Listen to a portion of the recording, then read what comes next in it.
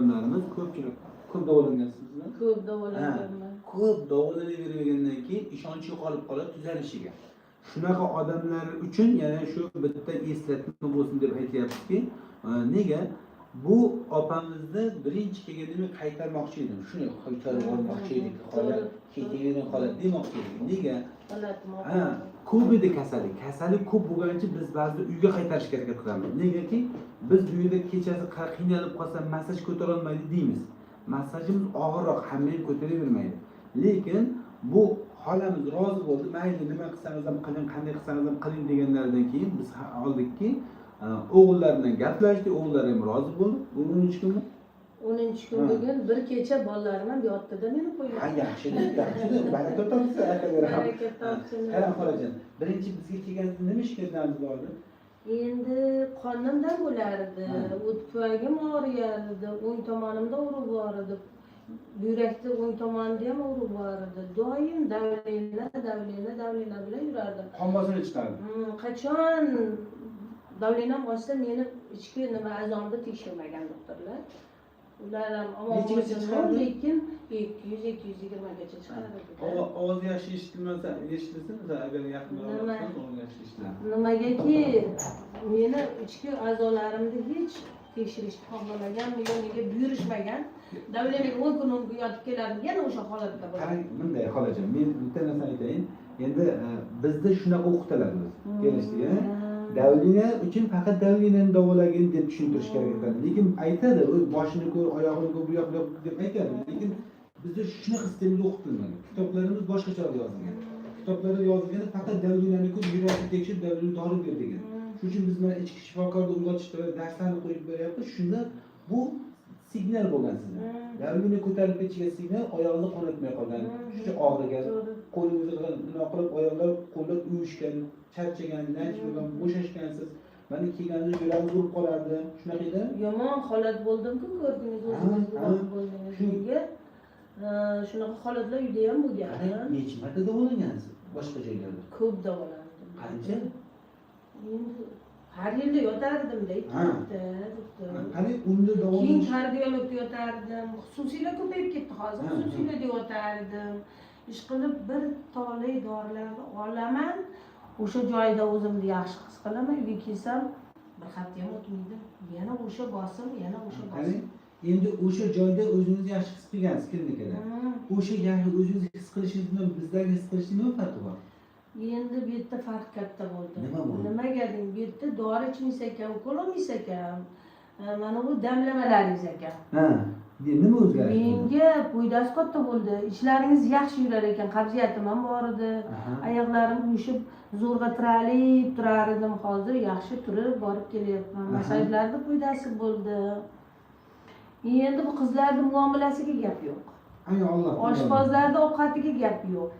Endi sizni Alloh yaratganiga Xudoga shukr qilib, men sizni YouTube'dan ko'rib keldim, doktor. Avgust oyida ko'rib qoldim. Avgustdan beri uyda noy yeyishni to'xtatdim. Suvda ichishni boshladim. Endi kelinlarda xijolat bo'ldi, o'zimga alohida ovqat qilib berdigani, o'shalardan obedga taomini yeyman, lekin kechga umuman ovqat yeyman. 2da yeymanmi, 1da yeymanmi, ertalabgacha hech narsa yemadim. Shika kelib o'lchasam 15 kilo vес tashlabman. Bu ana zo'r. Qo'shnilarim menga, "Siz bir kasal bo'lyapsiz-a?" deysa, "Men kasal emasman" deyman. Tushuntirolmadim ularga. Lekin yaxshi doktor, hozir yaxshiman, mana 10 kun ichida. Davlingiz chiqdi. Davlinam hozir 120-130. Qarang, biz chunki 130 degani sababini ham aytayda, men kuchli davlinada uzoq yurdim. Orada uzoq davolanmay qo'ydim. Shuni hisobiga menda shu davlina bo'ldi. Hozir biz sizga davlina qarshi narsa bermaganmiz. Yo'q. Negaki biz tanani o'zini ishlatganmiz. Ya'ni u dori bilan tushmagan davlinani. Biz tanani o'zini ishlatib tushirdik hozir. Ya'ni bizning davolashning farqi bor. Biz bunda kattangizdan qarab qilib davlina dori bermaymiz. Biz tanani o'zini ishlatamiz. O'sha tanangiz nima xohlayotgan bo'lsa, mana qo'limizdan torishlar, og'riqlar, bellarda og'riqlar ketdi. Hamma joy qon haydaylik biz. Oyoqlar qon haydagandan keyin davlina shu chiqib qoladi. U shunaqa belgi beradi. Ya'ni qachonki davlina chiqayotgan bo'lsa, o'sha odamning qo'liga, oyog'iga, boshiga, beliga qon bormay qolgan bo'ladi. Qon bormay qolgandan keyin ba'zi joylar shu qonni ochmaydi-da, ukollarni uraveradi. Endi biz shuni ochib chiqamiz. Mana massajlarimiz shuning uchun kerak bizga. Ochib chiqqaningizda shuni do'lni ko'tarilmay qoladi. Endi agar oxirigacha uyga borib davom ettira olsangiz buni, Davom ettira shunday olamiz. qilaversangiz inshaalloh to'liq chiqib ketasiz. Bundan masala qolmaydi. Tanani to'liq yangilaymiz. Yana bir YouTube'da ko'rdimki, mana qo'llarimda dog'i. Mana chiroyli dog'lar, mana chiroyli dog'lar. Chiroyli dog'lar. Endi bu holat hozir bu ketgani, Kamaydimi bu? kamaygani. Bu dog'lar Bu rosa chiroyli dog'larni ko'rsatib bering. Ha, mana bunisi mana bu tomonlarga mana uylarda mana. Bundan ham Chigaring toshma. to'qroq gul bo'lib ketuvdi. Men aytdim, to'xta dedim, bu dog' bejiz emas ekan, qarilikniki emas ekan. Buni deb yana sizga ixlosim ochdi. Qarang, xolajim, bizni davolashni tashxis qo'yishimizda bitta usulimiz borda. Masalan, siz agar hamma yerim sop-bosov degan taqdiringizda ham, beshini dog'ga qarasam aytamanki, yo'q, siz hech ishlamay qoling deb beraman. Chunki bu tanadan axlatdan chiqib ketish kerak bo'lgan zaharlar bo'ladi. Lekin shu chiqmay qolgan bo'ladi tanadan. Shu chiqmay qolgandan keyin u ko'zni ziringini kamaytiradi, xotirani ketkazadi, boshni og'ritadi, oyog'ini, belni hamma joy qiynalib qolaveradi. Shu borib aylanib yurgan bo'ladi ichida. O'shaning uchun biz shuni tozalash kerak edi. Endi tanani ishlab ketganidan ochalik boshlaydi. Tozalanib ketaveradi. Qancha bu tozalansa, siz tushunishingiz kerakki, tanam yosharyapti. U ishlayapti. Ana undan keyin ko'zda ham tiklasak bo'ladiki, yoshardingizmi? Yoshardim doktor. Nimasi? Qayerdan bilding yosharganligini? Meni sochim to'kilib ketuvdi. Sochimni nima qilayotganimda tarab anaqangi qilayotgan mahalimda qo'limga qisman anaqa bo'lganini sezdim. Ko'paygan. Shuni ham aytgan. Ko'payganini sezdimda. Bu sochlar o'syaptimi? Nima sochim o'sib qolsa? Yoshardim doktor, yoshardim. Yana nima bo'ldi? Doktor, mana ayamda dimog'idagi nimasiga ham 10 kunlik chin olganmiz. Hozir o'sha ham yo'q. Yo'qoldi shu. Dimoqda nima bor? Haligi Havo yo'l bilan tomog'ni o'rtasida balg'am bor edi. Haligi cho'chqa misol deb turardim. Yo'qolib ketdi. Qarang, bunaqa. Yo'qolib ketdi.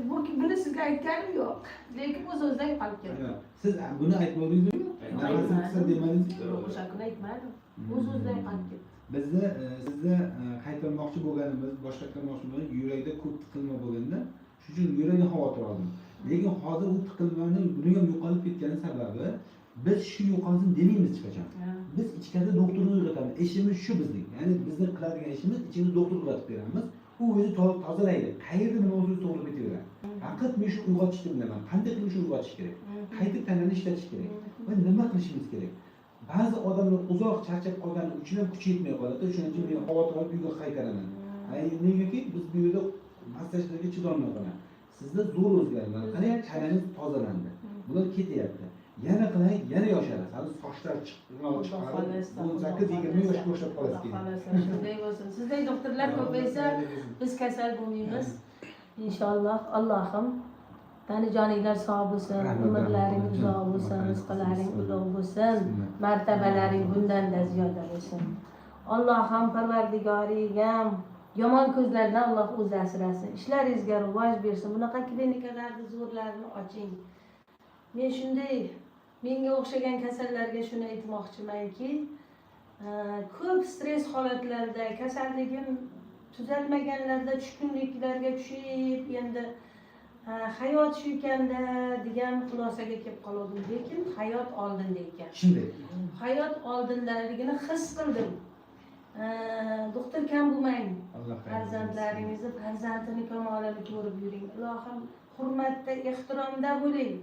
Sizni O'zbekiston Respublikasi tanitdi, jahon tanisin. Shu qizil kitoblarga yozilib Ibn Sinoni shogirdlari degan nomda Allohim sizga ham bersin. Eli yurtimiz o'shanga nima munosib ko'rsin Ilohim. Parvardigoringam qalblaringda nimaki niyatlaring bo'lsa, siz qizimjonni ham anajonlaring sog' bo'lib, hammalaring sog' salomat yuringlar. Hammalaringga minnatdorman. Minnatdorman, cheksiz minnatdorman. Rabbina atina fid dunya hasanatan va fil oxirati hasanatan va qina azabannar. Rahmatga ya arhamar rahim. Allohim hammalaringga baxt tomonlar. Minnatdormiz xola. Kelishgan yosharavering. Bu o'g'illaringizga minnatdormiz. Shuncha joyga olib kelganiga kelishgan. Bular rahmat bo'lagim, farzandlarimga baraka topsin. Baraka topsin. Faqat endi o'zingizga uyda qanday qaragan bo'lsa shunday yaxshi qarang. Men ko'p tushkunlikda edimda, tushkunlikdan chiqib ketdim. Sizni Putek Dedi. ha bo'ldi. Ha. Nimaiki tushkunlikka tushayotgan bo'lsam YouTube'ga qarayman. Sizni ko'rsam bo'ldi, kulaveraman. Bo'ldi, qarang. Kayfiyatimni a'lo qilaman. Ya'ni siz farzandlaringizni yaxshi ko'rsangiz o'zingizga yaxshi qarashingiz kerak. Shunda bular xotirjam bo'ladi, ayam yaxshi, sog'lom deydilar.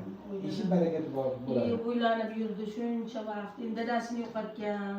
Ha. Bu bolalarim o'ylandi. Endi akalar ham sizni yaxshi ko'rsa o'zlariga yaxshi qarash kerak. Ana shunda hamma joy muvozanatga keladi, bolajon. Kelishga o'zingiz Rahmat.